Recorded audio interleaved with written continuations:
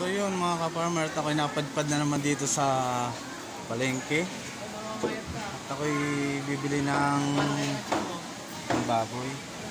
Halagang 200 lang gagawin kong kaldereta mga ka-farmer.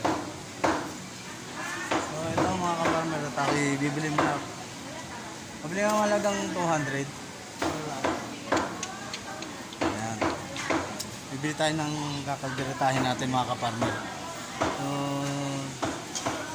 shoutout pala kay Ryan Manrique from Lucena City. Yan po. Anong kain niya, Mare? Ang kaldereta.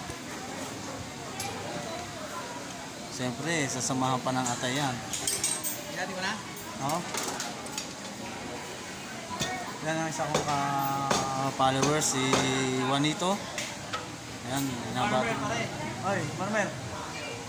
Gusto talaga ako, Mare. Shoutout pala kay Juanito. Bayog, Las Bañas. Pakita niya ng farmers, Yan po ang aking mga mabuting manonood, mga viewers na laging nanonood sa aking mga mini content sa aking pag-vlog. So yung mga ka-farmer, nandito lang po ako sa Batong Malaki, Pamilihan. Yan. So yun mga ka-farmer, nandito na lang at medyo busy din po.